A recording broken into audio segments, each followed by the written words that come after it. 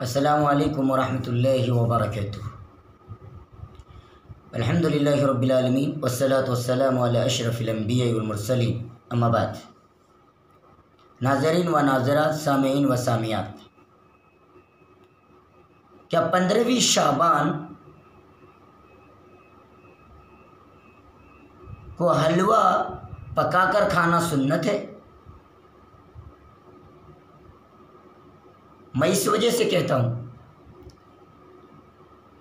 کہ ہمارے سامنے کوئی بھی مسئلہ درپیش ہوں تو سب سے پہلے اگر واقعی ہمارے دل میں اگر ایمان ہے، اگر اللہ کا خوف ہے، تو ہمیں کتاب و سنت کی طرف پلٹ کر آنا چاہیے۔ اللہ سبحانہ وتعالیٰ میں ایک اصول سکھاتا ہے۔ سورۃ النساء چیپٹر نمبر 4 ورس نمبر 59 میں اللہ سبحانہ وتعالیٰ نے فرمایا فَإِن تَنَازَعْتُمْ فِي شَيْءٍ فَرُدُّوهُ إِلَى اللَّهِ وَالرَّسُولِ إِن كُنتُمْ تُؤْمِنُونَ بِاللَّهِ ذَلِكَ خَيْرٌ وَأَحْسَنُ تَأْوِيلًا۔ اگر کسی مسئلے میں تمہارے مابین اگر اختلاف ہو جائے تو اس مسئلے کو تم کتاب و سنت کی طرف پلٹ دو۔ اللہ نے آگے وارننگ دی، ان کنتم تؤمنون باللہ، اگر تم واقعی اللہ سبحانہ وتعالیٰ پر ایمان رکھتے ہو، اگر تم ایمان رکھتے ہو تو یہ بہتر ہے اور انجام کے اعتبار سے بھی اچھا ہے۔ اگر ایمان ہے تو وارننگ دی گئی، کوئی بھی چیز ہمارے سامنے آئے حقیقت معلوم کیے بغیر نہ ہم اس پر خود عمل کریں اور نہ دوسروں کو اس عمل کی طرف رغبت دلائیں،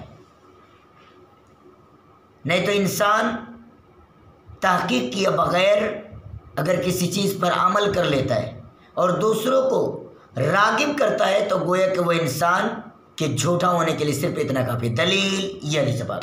وعن ابی ہریرہ رضی اللہ تعالی عنہ قال قال رسول اللہ صلی اللہ علیہ وسلم کفى بالمرء کذبا ان يحدث بكل ما سمع، رواه مسلم فی کتاب المقدمہ۔ حضرت امام مسلم رحمہ اللہ اپنی کتاب صحیح مسلم کتاب المقدمہ کے اندر اس حدیث کو لے کر آئے۔ راوی حدیث حضرت ابو ہریرہ رضی اللہ تعالیٰ عنہ بیان کرتے ہیں کہ اللہ کے رسول صلی اللہ علیہ وسلم نے بیان فرمایا کہ کسی بھی انسان کے جھوٹا ہونے کے لیے صرف اتنا کافی ہے کہ وہ انسان صرف سنی سنائی بات کو بیان کرے، بالفاظ دیگر وہ انسان صرف اور صرف سنی سنائی باتوں کو یا آئے ہوئے میسیجز کو بغیر کسی تحقیق کے انسان فارورڈ کرے، شیئر کرے اور لوگوں کو بتائیں،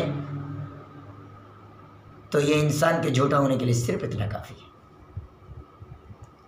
لوگ یہ کہتے ہیں کہ اللہ کے رسول صلی اللہ علیہ وسلم کے دندان مبارک اس تاریخ کو شہید ہوئے تھے، اس بنیاد پر اللہ کے رسول صلی اللہ علیہ وسلم حلوہ کھائے تھے۔ میں یہ کہتا ہوں آپ حقیقت معلوم کرنے کی کوشش کیوں نہیں کرتے میرے بھائی؟ تمام بھائیوں بہنوں سے میں گزارش کروں گا حقیقت معلوم کریے، سیرت کی کتابیں پڑھیے، اللہ کے رسول صلی اللہ علیہ وسلم کے غزوات کو پڑھیے، تب آپ کے سامنے ساری چیزیں، ساری سچائی آ جائیں گی۔ جی، جب آپ تاریخ کا مطالعہ کریں گے یا کریں گی تو آپ کو پتہ چلے گا کہ غزوہ احد شعبان کے مہینے میں پیش نہیں آیا، بلکہ یہ شوال المکرم کے مہینے میں پیش آیا، جو رمضان کے بعد آتا ہے، رمضان کے بعد آتا ہے۔ نقطہ یہ ملا کہ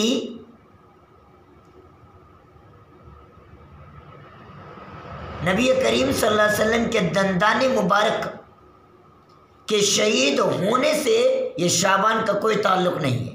میں یہ کہتا ہوں اگر کوئی انسان اس طریقے سے حلوہ کھا کر محبت کا ثبوت پیش کرنا چاہتا ہے تو میں یہ کہتا ہوں بے عینی ہی وہ انسان اللہ کے رسول صلی اللہ علیہ وسلم سے محبت اس طریقے سے محبت کا ثبوت دے کہ سارے دانتوں کو انسان توڑ دے پھر حلوہ کھائے نا۔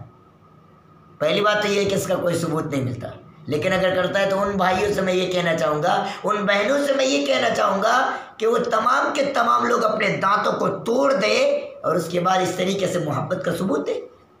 میرے بھائی کچھ نہیں ہے یہ سب ایک افسانے ہیں، ایک ڈرامہ ہے اور اس کے علاوہ کوئی حقیقت نہیں ہے۔